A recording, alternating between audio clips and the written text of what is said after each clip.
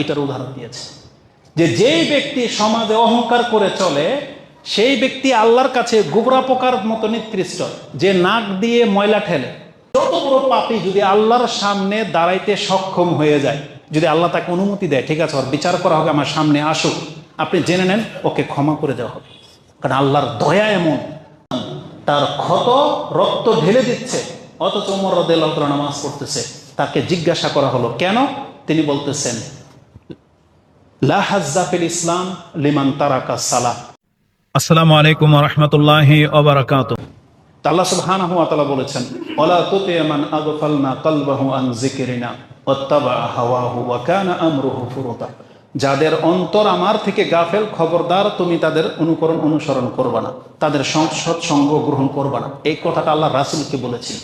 তার মানে রাসূলকে বলা মানে আমাদেরকে বলা যে আমরা যেন গাফেলদের অন্তর্ভুক্ত না হই। যারা গাফেল আমাদেরকে তাদেরকেই অনুসরণ করতে নিষেধ করা হয়েছে, তাদের অন্তর্ভুক্ত হইতে নিষেধ করা হয়েছে। তাহলে আমি আর আপনি কিভাবে গাফেল হইতে পারি?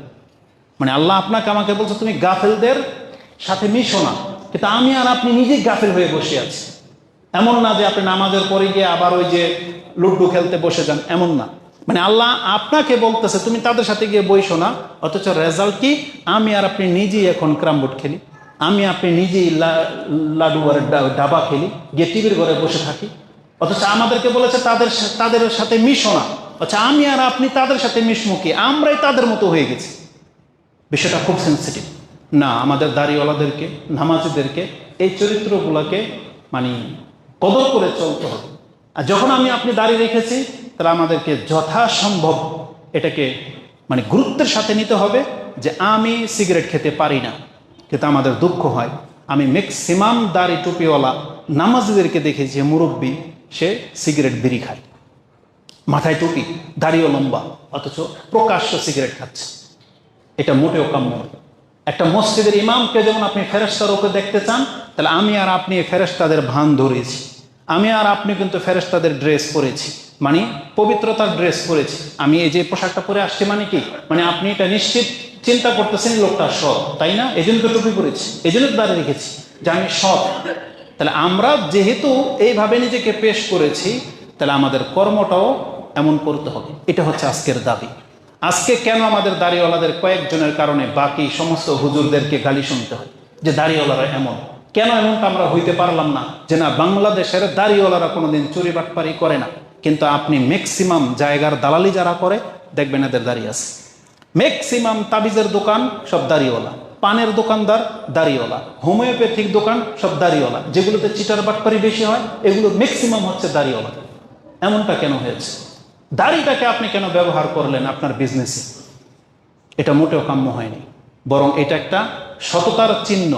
আর যারা এটা রেখে বিজনেসে জালিয়াতি করে, তার মানে এটাকে সে পুঁজি হিসেবে ব্যবহার করছে। আপনি সাবধান হন, কারণ মানুষ এটাকে কদর করে। এজন্য আমি আর আপনি যেহেতু দাঁড়িয়ে রেখেছি, আমাদের বহু জিনিসগুলো আছে খুব গুরুত্বের সাথে নিতে হবে। আপনার লস লেগে যেতে পারে, কিন্তু আমি আর আপনি প্রতারণার অংশ নিতে পারি না। মিথ্যা আপনার আমার দ্বারা সাজে না। উপরন্তু আপনি 5 ওয়াক্ত নামাজি, তাহলে আপনার দ্বারা মোটেও এটা কাম্য নয়। আমরা যদি সৎ না হইতে পারি, আমাদের কথার ওয়াদা যদি ঠিক না থাকে, তাহলে বাকিদের কি হবে?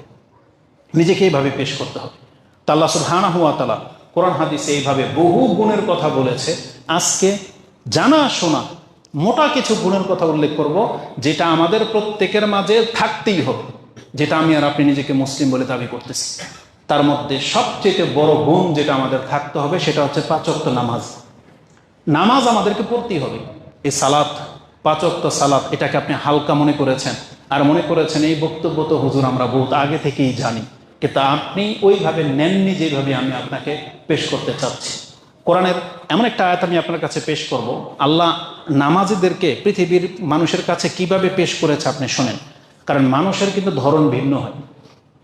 এই কাতারে যারা আছে সবাই প্রথম কাতারের লোক, কিন্তু দেখা যাবে যে এখানে হয়তো এই অঞ্চলের যিনি মাতাব্বর তিনিও আছেন, একটা ডাক্তার আছেন, একটা ইঞ্জিনিয়ার আছেন।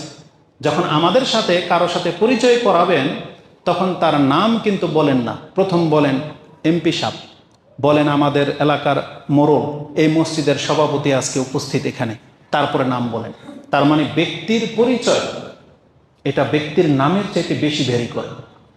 আল্লাহ সুবহানাহু ওয়া তাআলা সেই কদরটাই করেছে। আল্লাহ সুবহানাহু ওয়া তাআলা যখন পুরো পৃথিবীর মানুষকে পরিচয় করিয়ে দিতে চেয়েছেন, তখন আল্লাহ দেখেন একজন নামাজিকে আল্লাহ কিভাবে পেশ করেছে। আল্লাহ বলেছেন, ইন্নাল ইনসানা খুলিকা হালুয়া, নিশ্চয়ই আমি মানুষকে অস্থির অন্তর নিয়ে সৃষ্টি করেছি। মানুষ খুব তাড়াহুড়া প্রবণ। কাদেরকে? আল্লাহ বলেন যে মুমিনদেরকে। আল্লাহ বলছেন ইন্নাল ইনসানা, নিশ্চয়ই মানুষ, মানে ইহুদি খ্রিস্টানরা মানুষ, আমরাও মানুষ। যত মানুষ আছে আদমের সন্তান, যারা ব্যাং ট্যাং খায়, এরাও মানুষ। তার মানে আল্লাহ বলেছেন ইন্নাল ইনসানা খুলিকা হালুয়া, আমি মানুষকে সৃষ্টি করেছি অস্থির অন্তর নিয়ে। ও ব্যতিব্যস্ত হয়ে যায়, একবারে পেরেশান হয়ে যায়। তারপর আল্লাহ বলেছেন কেমন? ইযা মাসসাহু শাররু জাজুয়া, যখন কোনো অনিষ্ট তাকে পেয়ে বসে তখন সে হায় হুতাশ করে মরে যাবে, মানে আল্লাহকে পর্যন্ত গালি দিয়ে ফেলে। আমার সাথে এটা হইতে হইল, আমার সাথে এটা হইল, মানে এরকম। এটা মানুষের অন্তর। আল্লাহ বলেছেন ওয়াইযা মাসসাহুল খায়রু মানুয়া, আর আল্লাহ যদি ওদেরকে অঢেল সম্পত্তির মালিক বানিয়ে দেয়, এখন ও হয়ে যায় এমন যে এই সম্পত্তি আর ছাড়তে চায় না। মানুয়া মানে আর দিবে না। ও একাই কোটিপতি থাকতে চায়, ও একাই বড়লোক হয়ে বেঁচে থাকতে চায়, অথচ আল্লাহকে দিয়েছে এটা, কিন্তু ও খরচ করতে চায় না। মানুয়া মানে ও অন্তর বন্ধ হয়ে যায়, ও দিবে না কাউকে, এটা এই টাইপের হয়ে যায়। এটা বলার পর এটা কাদের গুণ? আল্লাহ সেটা মানুষের গুণ। তারপর আল্লাহ বলেছেন ইল্লাল মুসাল্লিন, তবে নামাজিরা এমন হয় না। বুঝেন কথা? আল্লাহ বলছেন ইল্লাল মুসাল্লিন, যারা সালাত আদায় করে, মানে উদ্দেশ্য এখানে মুমিন। আল্লাহ বলছেন যারা নামাজি, তাদের চরিত্র এটা না। আল্লাহ তাদেরকে দিলেও খুশি, আল্লাহ তাদের কাছ থেকে নিলেও খুশি। এটা আমি বোঝাতে চেয়েছি। আল্লাহ বলেছেন ইল্লাল মুসাল্লিন আল্লাযীনা হুম আলা সালাতিহিম দাঈমুন, যারা তাদের নামাজ কন্টিনিউ করে। সে যদি ভিক্ষা করে খায় তাও নামাজি, সে কোটিপতি হয়ে গেল নামাজি, সে রাষ্ট্রের প্রেসিডেন্ট হয়ে গেল নামাজি। আল্লাহ বলছেন যে নিয়মিত নামাজ পড়ে তার চরিত্র কোনোদিন এমন হবে না যে আল্লাহ তাকে পথের ফকির বানিয়ে ফেলেছে কিন্তু সে নামাজ ছেড়ে দেবে। আল্লাহ তাকে অনেক ব্যস্ততার মাঝে বাদশা বানিয়ে ফেলেছে, তাও সে নামাজ ছেড়ে দেবে। আল্লাহ বলেছেন না, নামাজিরা কোনোদিন এমন হয় না যারা কন্টিনিউ নামাজ পড়ে। তার মানে আল্লাহ সুবহানাহু ওয়া তাআলা এমন মুমিন হিসেবে আমাদেরকে দেখতে চান যে তুমি নামাজি যেহেতু, তাহলে তোমার জীবনের পরিস্থিতি যেমনই হোক না কেন, এই নামাজ তোমার জীবন থেকে ছিন্ন হইতে পারে না। কিন্তু আমাদের চরিত্র দেখেন, আমাদের চরিত্র বলেন, আপনি নিজেও জানেন কোন কোন ক্ষেত্রে আপনি নামাজকে ছেড়ে দেন, কোন বাহানায়, এটা আপনি নিজেও জানেন। সুবহানাল্লাহ। ইমাম বুখারী রাহিমাহুল্লাহ একটা অধ্যায় কায়েম করেছেন যে কোন পরিস্থিতি হলে জামাত ছেড়ে দেওয়া যায়। এটা উল্লেখ করতে গিয়ে তিনি এমন এক হাদিস এনেছেন, মানে আমাদের কারো আর রক্ষা নেই। তিনি হাদিস এনেছেন রাসূলুল্লাহ সাল্লাল্লাহু আলাইহি ওয়াসাল্লামের জীবনের শেষ দিনের হাদিস, যে রাসূলুল্লাহ সাল্লাল্লাহু আলাইহি ওয়াসাল্লাম তিনি জ্ঞান ফিরতেছেন, আবার বেহুশ হয়ে যাচ্ছেন, আবার জ্ঞান ফিরতেছেন। বলছে আহা আসাল্লান নাস, মানুষ কি সালাত আদায় করে নিয়েছে? ফাইজা ওয়াজাদা খিফান, তিনি যখন একটু স্বস্তি ফিল করলেন যে আমি এখন দাঁড়ানোর মতো ক্ষমতা রাখি। কামা বাইনান নাস, দুই জনের উপরে ভর করে তিনি দাঁড়াইতে চাইলেন, দাঁড়াইতে পারলেন না। আলী এবং আব্বাস রাদিয়াল্লাহু তাআলা আনহুমা, তারা দুইজনে তাকে কাঁধে তুললেন। দুইজনের কাঁধে তিনি হাত দিয়ে দাঁড়াতে চাইলেন, দাঁড়াতে পারলেন না, তারা দুজনে টেনে তুললেন। আয়েশা রাদিয়াল্লাহু তাআলা আনহা তিনি বলতেছেন, যেহেতু রাসূল সাল্লাল্লাহু আলাইহি ওয়াসাল্লামের ঘরটা এখানে ছিল আর মিম্বরটা এখানে ছিল, বলতেছে আমার ঘর থেকে তাকে মিম্বর পর্যন্ত নিয়ে আসা হয়েছে, রাসূল হেঁটে যেতে পারেনি, তার পা দুইটা এইভাবে দাঁত টেনে দুইটা দাগ হয়ে মিম্বর পর্যন্ত এনেছে। তাকে আবু বকর রাদিয়াল্লাহু তাআলা আনহুর বাম পাশে বসিয়ে দেওয়া হয়েছে। এটা ছিল রাসূল সাল্লাল্লাহু আলাইহি ওয়াসাল্লামের জীবনের শেষ সালাত। ইমাম বুখারী হাদিস এনেছেন, যেই ব্যক্তি এই পর্যায়ে আছে সেও যদি জামাতে উপস্থিত হতে হয়, তাহলে আমরা কোন পর্যায়ে গেলে জামাত ছাড়তে পারব? আপনি কি বুঝেন কথা? তার মানে একজন ব্যক্তির জীবনের শেষ মুহূর্ত পর্যন্ত তিনি নামাজ ছাড়তেছেন না। আপনারা তো খালি ওই ইতিহাস পড়েন বা ওই যে গল্প শুনলে মজা পান, তাই না? উমর রাদিয়াল্লাহু তাআলার জীবনী, তার জীবনের সর্বশেষ দিনের ঘটনা কি?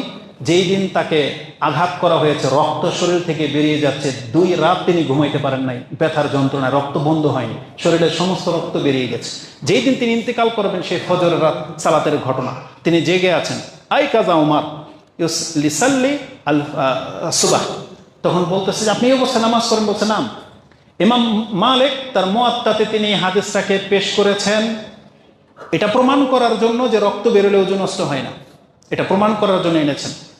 বলতেছে ওমর রাদিয়াল্লাহু তাআলা আনহু জীবনের শেষ সালাত এই অবস্থায় তিনি নামাজ পড়বে, ফাসাল্লা ওমর ওয়া জুরহুহু সাব্বুদ্দাম, তার ক্ষত রক্ত ঢেলে দিচ্ছে, অথচ ওমর রাদিয়াল্লাহু তাআলা নামাজ পড়তেছে। তাকে জিজ্ঞাসা করা হলো কেন? তিনি বলতেছেন লা হাজ্জা ফিল ইসলাম লিমান তারাকা সালাহ, যেই ব্যক্তি নামাজ ছেড়ে দেয় ইসলামে তার কোনো অংশ থাকে না। তাহলে এ কেমন মুমিন, এ কেমন বিদ্যা অর্জন করেছে? এই ওমর রাদিয়াল্লাহু তাআলা কিভাবে আল্লাহকে চিনেছিল বা ইসলামের অর্থ সে কিভাবে নিয়েছিল, মুসলিম মানি সে নিজেকে কি মনে করত? আর আজকে আর আমি আর আপনি, যেখানে রাসূলুল্লাহ সাল্লাল্লাহু আলাইহি ওয়াসাল্লাম বলেছেন মদিনার মুনাফিকরা পর্যন্ত রাসূল সাল্লাল্লাহু ভয়ে নামাজ পড়তো, অথচ লোকটা মুনাফিক। আর আপনি আর আমি বেনামাজি হয়েও কি করে আপনি দাবি করতে পারেন যে আমি এক নম্বর মুমিন? তাহলে ইমানেই তো পার্থক্য আছে, আমাদের দৃষ্টিভঙ্গির মধ্যে পার্থক্য আছে। আপনি বলতেছেন আমি আহলে হাদিস, অথচ আপনি বেনামাজ। এটা কি করে মেনে নিতে পারেন? আপনি বলেন তো দেখি, কি করে এটা মানে এটা গ্রহণযোগ্য হইতে পারে যে একজন বেনামাজি কি করে আবার কোরআন সুন্নাহর অনুসারী হইতে পারে? এটা হয় কি করে? একটা বেপরদা মহিলা কি করে দাবি করতে পারে যে আমি আহলে হাদিস কোরআন সুন্নাহর অনুসারী? হয় কি করে এটা? এটা অনেক বড় ব্যাপার। আল্লাহ সুবহানাহু ওয়া তাআলা বলতেছেন একটা মুমিনের গুণ হইল তার জীবনের উত্থান পাথান হয়ে যাবে, কিন্তু তার নামাজ তার জীবন থেকে কোনোদিন সে মিসিং করতে পারে না। তার নামাজ কোনোদিন তার কোনো এক ওয়াক্ত ছুটতে পারে না। এটা হচ্ছে মুমিনদের গুণ। অথচ আজকে সাধারণত আমরা সামান্য একটু কোনো একটা কাজে হইলে আমরা নামাজ ছেড়ে দিই। ব্যবসা বাণিজ্য, কুরবানির ঈদের দিন গরু কিনতে যাবেন, নামাজ নাই। গরুর ব্যবসায়ীরা নামাজ পড়ে না, হাট ডাকে যারা তারা নামাজ পড়ে না। আরে আজীব ব্যাপার। অথচ আপনি নাকি এটা আল্লাহর জন্য কুরবানি করবেন, অত নামাজই পড়েন না আপনি। এই সুরাউন শুরু। তো এরকম বহু এক্সাম্পল দেওয়া যেতে পারে যেটা আসলে খুব সেন্সিটিভ। তা আল্লাহ সুবহানাহু ওয়া তাআলা বলেছেন যারা নিয়মিত নামাজি তারা কোনোদিন তাদের জীবনের হায় হুতাশ করে না, আর তারা উৎফুল্ল হয় না যদি তাদেরকে আল্লাহ অঢেল দিয়ে দেয়। তারা সবসময় আল্লাহর বান্দা হিসেবে নিজেকে পরিচয় করে দেয়। এটা হচ্ছে নামাজিদের গুণ। তারপর আল্লাহ সুবহানাহু ওয়া তাআলা বলেছেন আল্লাযীনা হুম আলা সালাওয়াতিহিম ইউহাফিজুন, যারা তাদের নামাজকে হেফাজত করে, শুধু নামাজ পড়ে না। আল্লাহ বলেছেন যারা তাদের নামাজকে হেফাজত করে, এটা হচ্ছে ওই যে কাদ আফলাহাল মুমিনুন, ওই নাজাত প্রাপ্ত মুমিনদের গুণ। যে মুমিন যারা নাজাত পাবে তাদের গুণ কি? আল্লাহ বলেছেন তারা তাদের নামাজকে হেফাজত করে। তাহলে আমি আর আপনি কি নামাজের হেফাজতকারী হইতে পারলাম কিনা? নামাজ তো আমরা সবাই পড়ি এখানে যারা আছেন, কিন্তু হেফাজতকারী হইলাম কিনা? আপনাকে আজকে একটা মর্যাদার কথা বলে দিই, শুধু নামাজ পড়লে হবে না, যদি হেফাজতকারী নামাজি হইতে পারেন, যেন আল্লাহ আপনার আমার সাথে একটা ওয়াদা করেছে। আল্লাহ বলেছেন উলাইকা হুমুল ওয়ারিসুন আল্লাযীনা ইয়ারিসুনাল ফিরদাউসা হুম ফিহা খালিদুন। যারা শুধু নামাজ পড়ে না, যারা নামাজকে হেফাজত করে, আল্লাহ বলেছেন আমি তাদেরকে জান্নাতুল ফেরদৌসের ওয়ারিস বানিয়ে দেব। এই আয়াতের ব্যাখ্যা হয়তো বহুবার শুনেছেন, কিন্তু এইভাবে আপনি ভাবছেন কিনা আমি জানি না। আচ্ছা বলেন তো দেখি, আপনার যে বাপদাদার যে বাড়িটা রেখে গেছে, এটা আপনি মালিক হয়েছেন কিনা সূত্রে না ওয়ারিস সূত্রে? এটা মানে বুঝেন, ওয়ারিস মানে বুঝেন যে এটা আমি ওয়ারিস সূত্রে পেয়েছি, তার মানে এটা আপনার হাতের কামাই না। এটা শুধু আপনার রক্তের সাথে রক্ত কানেক্টেড হওয়ার কারণে আপনি এই বড় একজন এমপির ছেলে, উনি যা রেখে গেছে সব কিছুর মালিক আপনি হয়ে গেলেন। কিসের কারণে? শুধু তার রক্তটা আপনার শরীরে থাকার কারণে। আল্লাহ বলেছেন ঠিক আমার বান্দাদের মধ্যে যাদের সম্পর্ক নামাজের সাথে থাকবে, যদি সেটা হেফাজতকারী হয়, আমি আল্লাহ তাকে জান্নাতুল ফেরদৌসের ওয়ারিস হিসেবে দান করে দিব। তার মানে আমি আর আপনি ওই নামাজি হইতেই পারি নাই যেই নামাজ দিয়ে জান্নাতুল ফেরদৌস পাওয়া যায়। আমি আর আপনি যে নামাজে, এটা দিয়ে ইনশাল্লাহ জান্নাত পাওয়া যাবে, যে কোনো একটা জান্নাত। কিন্তু আল্লাহ বলেছেন যদি তুমি নামাজের হেফাজতকারী হও, আমি তোমাকে জান্নাতুল ফেরদৌসের মালিক বানিয়ে দেব।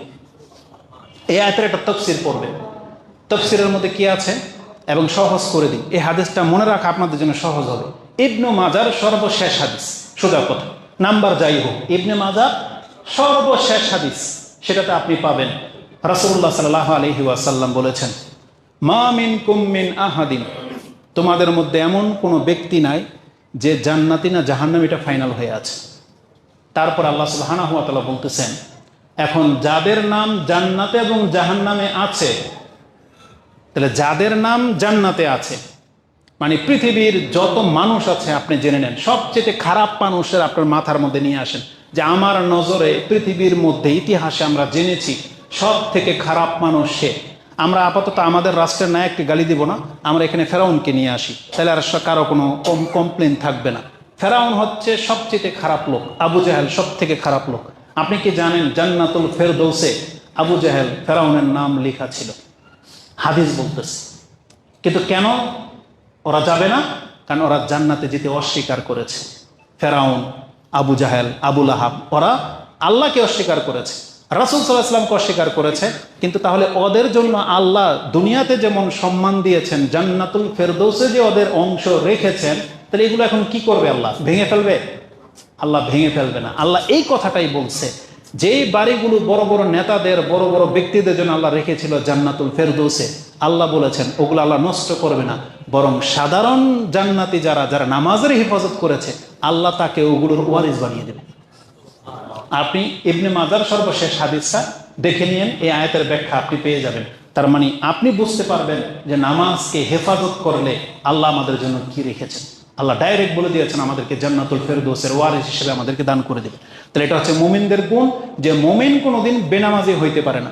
আমি আরো বড় বড় গুণের কথা বলতে পারতাম, কিন্তু কেন করলাম না? কারণ আমাদের মৌলিক কাজেই ত্রুটি আছে।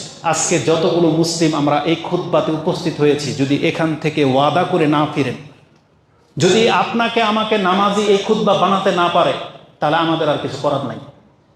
মুমিন হলে আপনাকে নামাজ পড়তে হবে, এই মেসেজটা নিয়ে নিন। আপনার জীবনের যে কোনো অ্যাঙ্গেল থেকে আপনি নিজেকে ভাবেন না কেন যে আমি এখন একটু পরে অপারেশনের এই রুমে যাব, আমার সালাতটার কি হবে?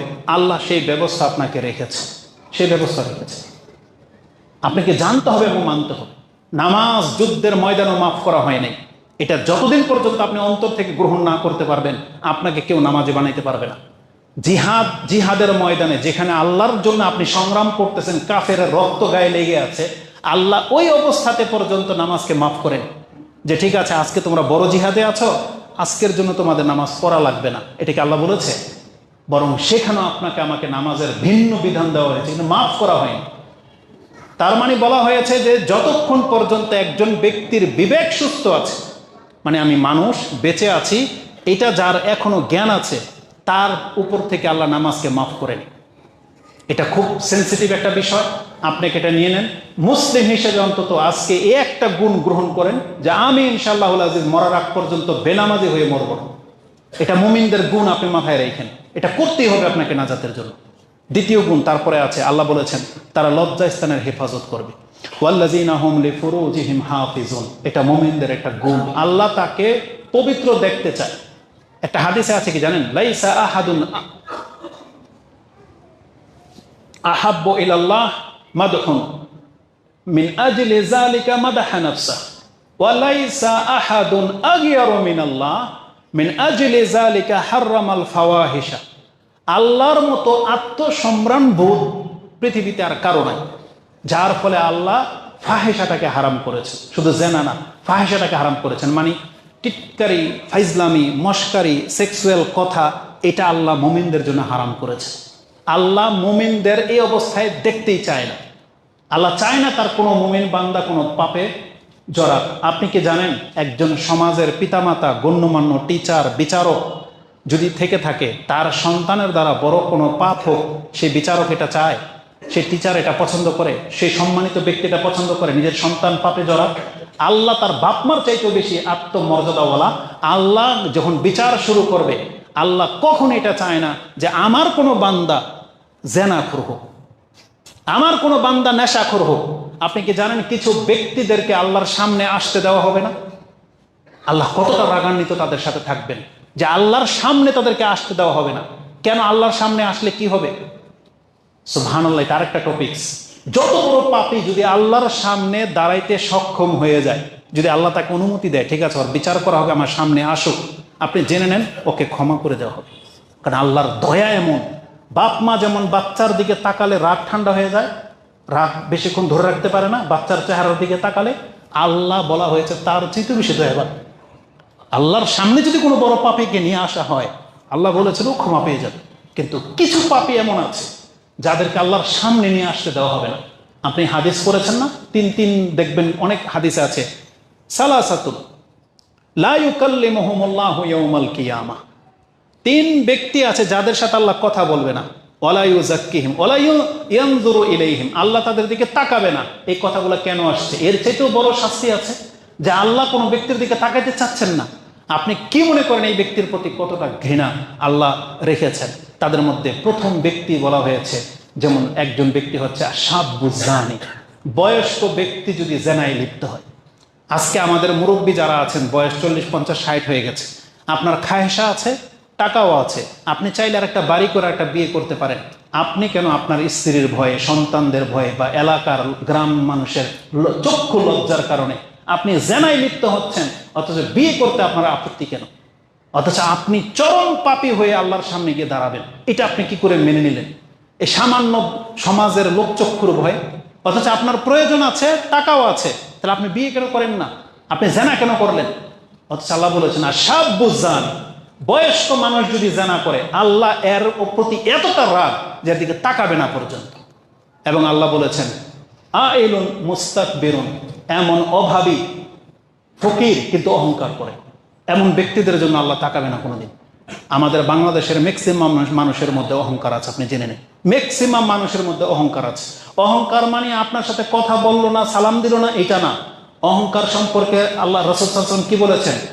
গামতুন নাস, মানুষকে অবজ্ঞা করা, ও বাতারাল হক, হকটাকে গ্রহণ না করা, এটা হচ্ছে অহংকার।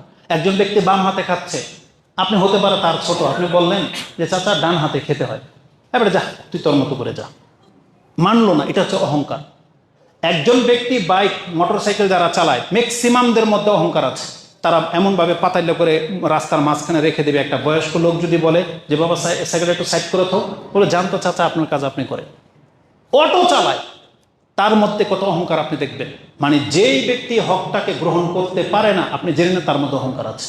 এটাই আল্লাহ ইবলিসের ক্ষেত্রে ব্যবহার করেছে, যে সে আবা ওয়াস্তাকবারা ওয়া কানা মিনাল কাফিরিন, সে অস্বীকার করলো, অহংকার করলো এবং কাফের হইল।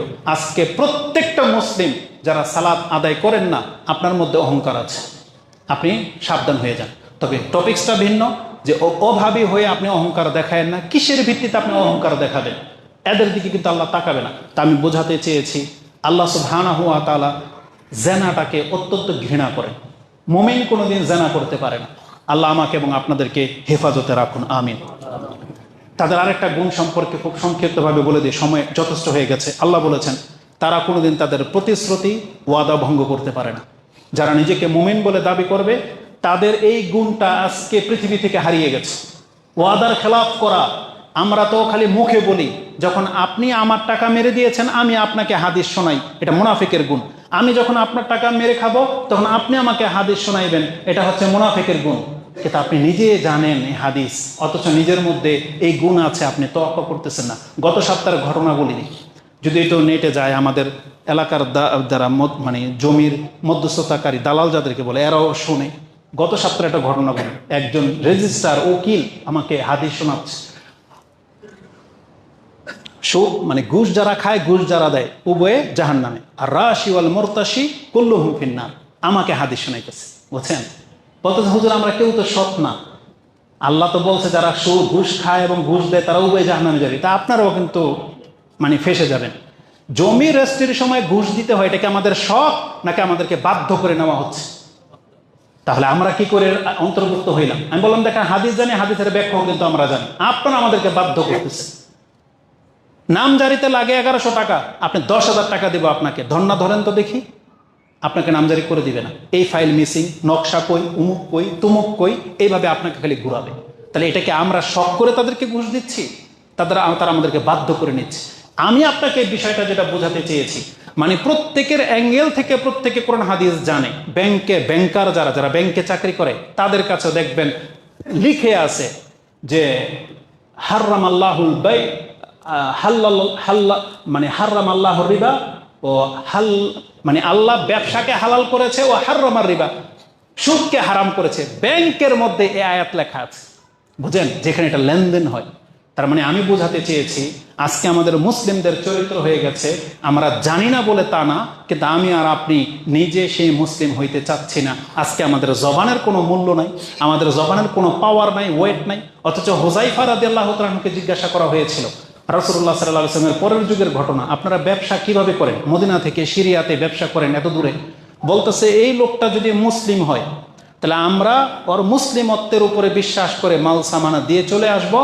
ও যদি মুসলিম হয় ও আমার টাকা ফিরিয়ে দিতে বাধ্য, কারণ ও মুসলিম, ও আল্লাহতে বিশ্বাসী, পরকালে বিশ্বাসী, ও কোনোদিন আমার টাকা মেরে খাবে না। হুযায়ফা রাদিয়াল্লাহু তাআলা বলতেছে যে আমাদের যুগে আমরা এইভাবে বিজনেস করতাম।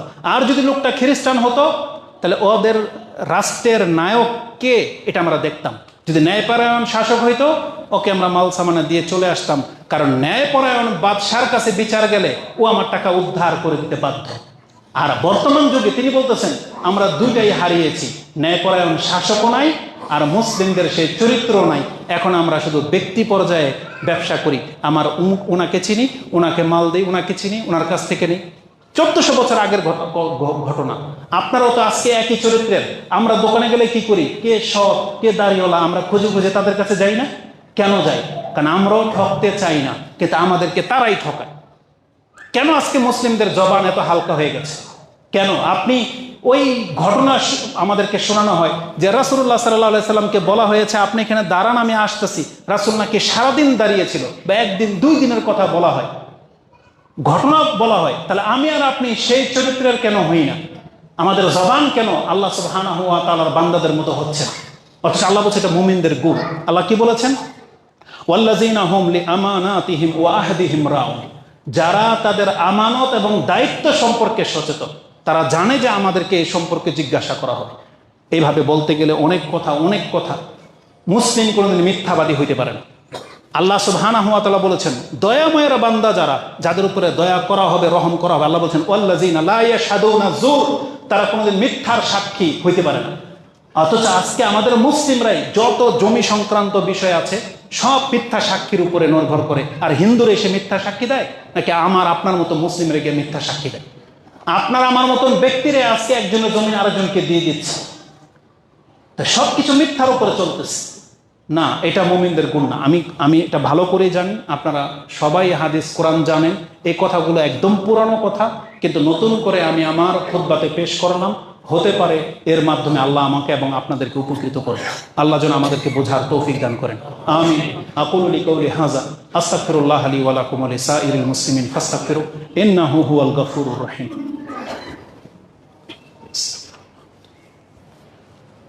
আলহামদুলিল্লাহি রাব্বিল আলামিন ওয়াসসালাতু ওয়াসসালামু আলা আশরাফিল আমবিয়াই ওয়াল মুরসালিন নবিয়িনা মুহাম্মাদিন ওয়া আলা আলিহি ওয়া সাহবিহি আজমাইন। ওয়া আমি 1 মিনিট চাইব আপনাদের কাছে।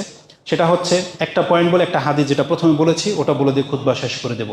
একটা পয়েন্ট হলো, অনেক যুবক বা যুবতীরা আমাদের কাছে বলে যে হুজুর আমাদের অন্তরে আল্লাহ সম্পর্কে অনেক খারাপ ধারণা আসে।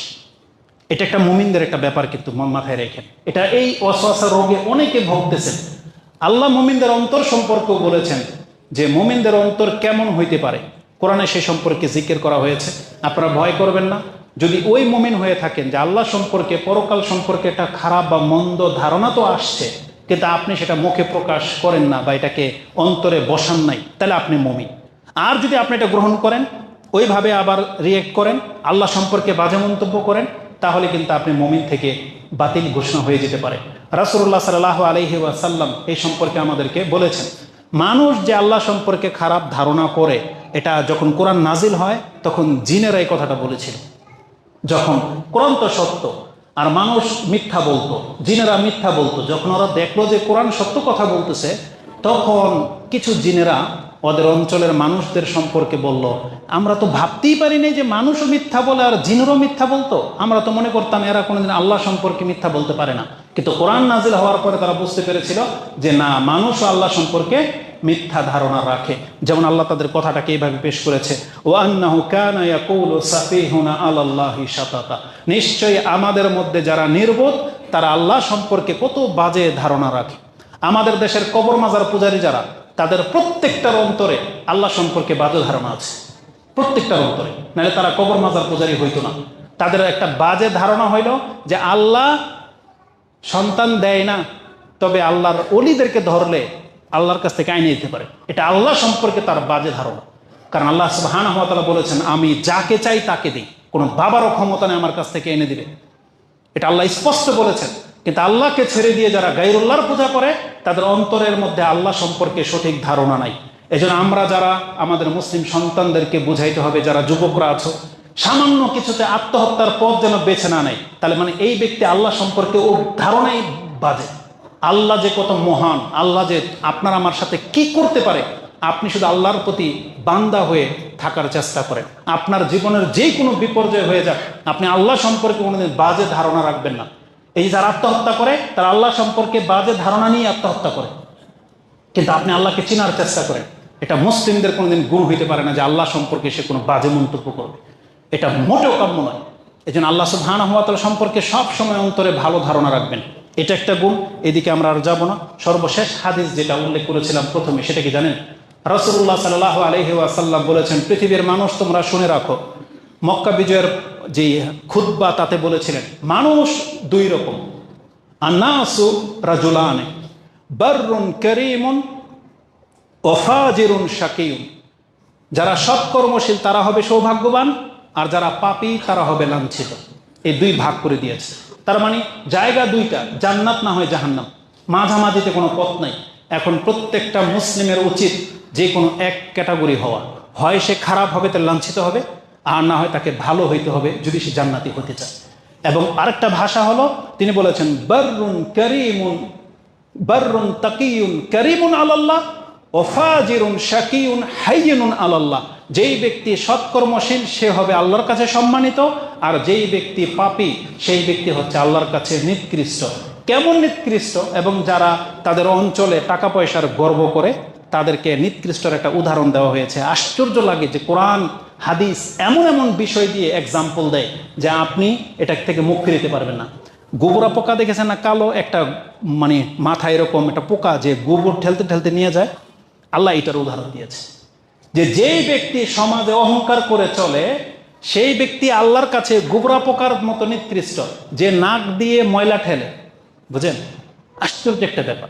তার মানে আল্লাহ আপনাকে আমাকে, যারা অহংকার করে, যারা ফকর করে, গর্ব করে, বংশের বরত্ব দেখায়, আল্লাহর কাছে সে গোবরা পোকার মতো লাঞ্ছিত। এই জন্য এগুলো থেকে আমাদেরকে পরিহার করতে হবে। আমাদেরকে বলে দেওয়া হয়েছে পৃথিবীর মানুষ দুই রকম, হয় ভালো আর না হয় মন্দ, হয় জান্নাতি না হয় জাহান্নামী। এবং আমরা যারা এখানে আসছি আমাদেরকে ডানপন্থী হইতে হবে, মানে জান্নাতের পথ ধরতে হবে। আল্লাহ আমাকে এবং আপনাদেরকে কবুল করুন, আমিন। আল্লাহর কাছে আমরা দোয়া করি, আল্লাহ তুমি আমাদের খুতবাকে কবুল করো, এবং আমরা যা বলেছি এটা যেন আমি নিজে এবং আমাদের মুসলিম ভাইরা যেন মেনে নিয়ে আমল করতে পারে। আল্লাহ তুমি আমাদেরকে তৌফিক দান করো। আল্লাহ আমাদের পাপগুলোকে মাফ করে দাও। আল্লাহ আমাদেরকে কোরআন এবং সুন্নাহর পথে চলার তৌফিক দান করো। পৃথিবীর যে কোনো বিপর্যয় হয়ে যাক, আল্লাহ এই ফিতনার যুগে যেমন তুমি আমাদেরকে ঈমানের উপরে বাঁচিয়ে রেখেছো, আল্লাহ মরার আগ পর্যন্ত আমাদেরকে তাওহীদের উপরে টিকিয়ে রাখো। আমাদের বাংলাদেশকে আল্লাহ তুমি হেফাজত করো, এবং যেই সমস্ত দুষ্টামি নোংরামি শুরু হয়েছে, আমাদের যুবক সমাজ যেভাবে বাতিল